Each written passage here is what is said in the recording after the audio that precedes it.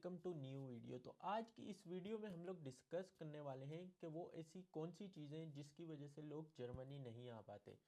Student जो है वो क्या गलतियां करते हैं जिसकी वजह से उनका एडमिशन नहीं हो पाता, और बहुत सारी चीज़ें।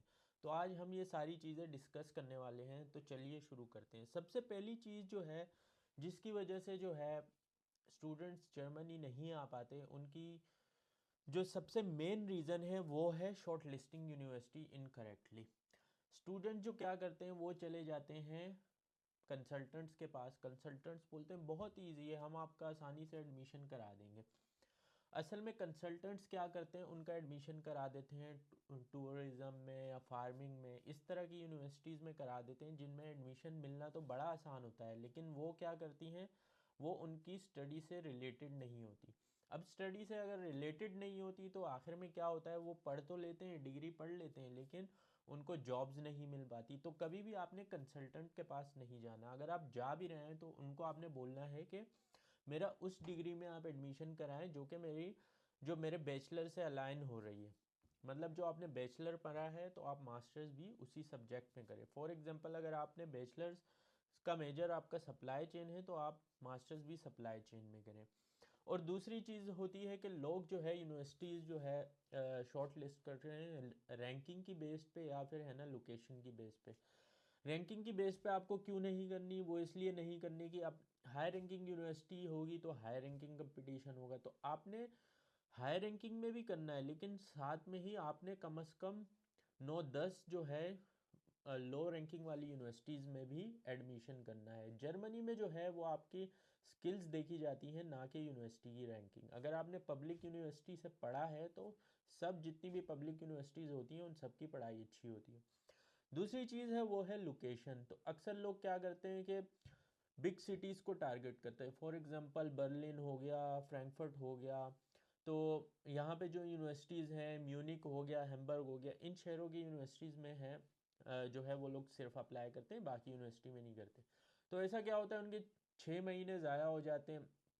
फॉर एग्जांपल अगर समर सेमेस्टर के लिए अप्लाई कर रहे हैं या फिर विंटर के लिए, तो उनका किसी यूनिवर्सिटी में भी एडमिशन नहीं हो पाता।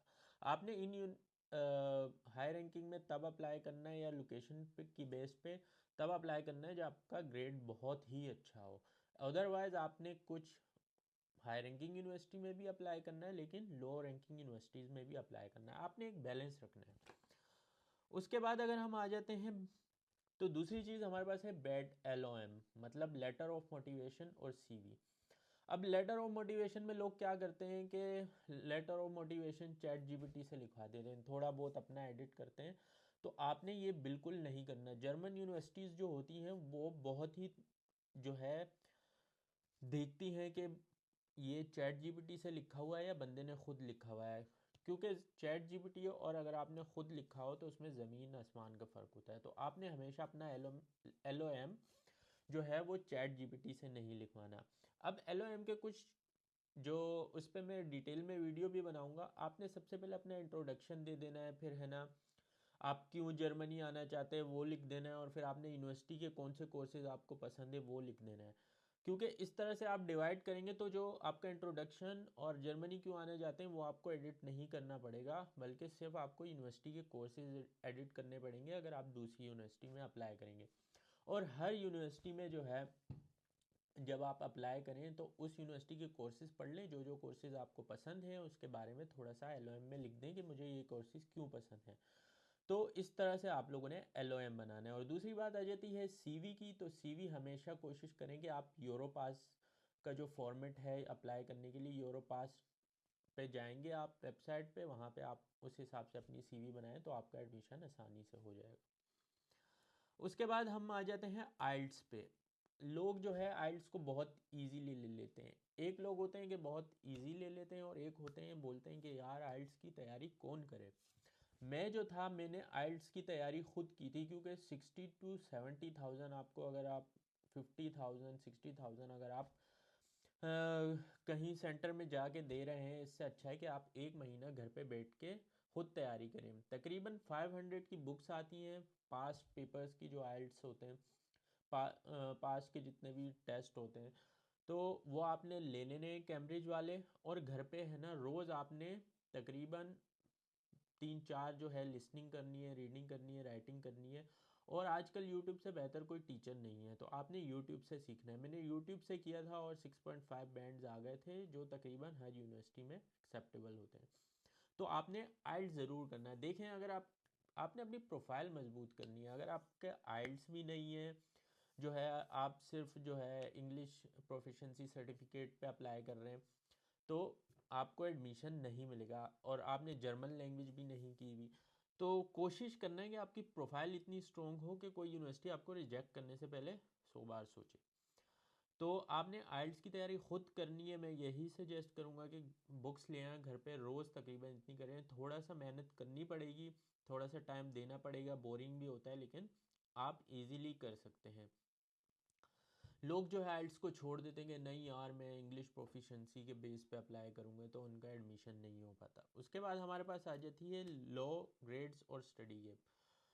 ये चीज़ें आपने जहन में ज़रूर रख लेनी है। अगर आपके लो ग्रेड्स हैं और स्टडी गैप भी है, तो अगर आपके लो ग्रेड्स हैं तो आपने कोशिश करनी है कि आप कम से कम A1 या A2 जर्मन कर लें, जिससे आपकी प्रोफाइल मजबूत हो जाएगी, स्ट्रॉन्ग हो जाएगी।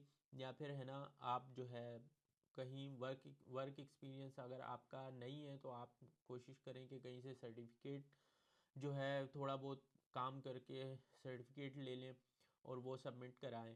अगर आपका और स्टडी गैप बहुत ज़्यादा है, तो आप कोशिश करें कि उसको, जो आपने काम किया है उसका एक सर्टिफिकेट बनवा के यूनिवर्सिटी को वो एप्लीकेशन के साथ जमा ज़रूर करवाएं। और आप अगर आपके लो ग्रेड्स हैं, तो कोशिश करेंगे आप कम से कम A1 A2 जर्मन करें। और आइल्स लाजमी करना है। अगर आपके 2.9 तक अगर आपका ग्रेड है, CGPA 2.9 है, तो आपको लाजमी जर्मन लैंग्वेज या फिर आइल्स करना ही करना चाहिए। उसके बाद हम आ जाते हैं लास्ट जो है हमारा, poor performance in visa interview. Visa interview जो है बहुत इजी होता है, बहुत ही सिंपल सवाल क्वेश्चंस होते हैं, लेकिन लोग क्या करते हैं कि ऐसे ही चले जाते हैं, मतलब बगैर पढ़े, क्योंकि सब ने बोला होता है यार बहुत इजी है, जो है बेसिक सवाल करते हैं। लेकिन नहीं, आपने थोड़ी बहुत प्रिपरेशन करनी है। थोड़ा बहुत जर्मनी के बारे में आपने पढ़ना है कि चांसलर कौन है, जो है कैपिटल कौन सा है, और है ना इस तरह की चीज़ें आप लोगों ने पढ़ लेनी है। और दूसरी जो मेन चीज़ आपने पढ़नी है, वो आपने पढ़नी है अपने कोर्स के बारे में, कि आपका कोर्स 1 साल का है, 1.5 साल का है, कितने साल का है, कितने कोर्सेज हैं आपके कोर्स में, कौन सा कोर्स आपको ज़्यादा पसंद है।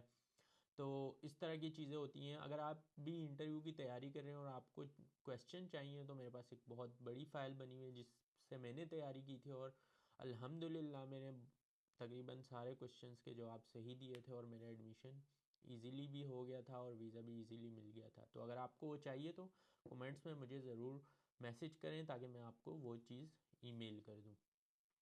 और दूसरी, आप लोगों ने मुझे बताना है कि आपको आगे कौन से टॉपिक पे वीडियो चाहिए, या आप लोगों ने लाजमी बताना है, ताकि मैं उस टॉपिक पे वीडियो बनाऊं, ताकि आपका भी फ़ायदा हो उसमें और मेरा भी हो। तो मिलते हैं नेक्स्ट वीडियो में। अल्लाह हाफिज़।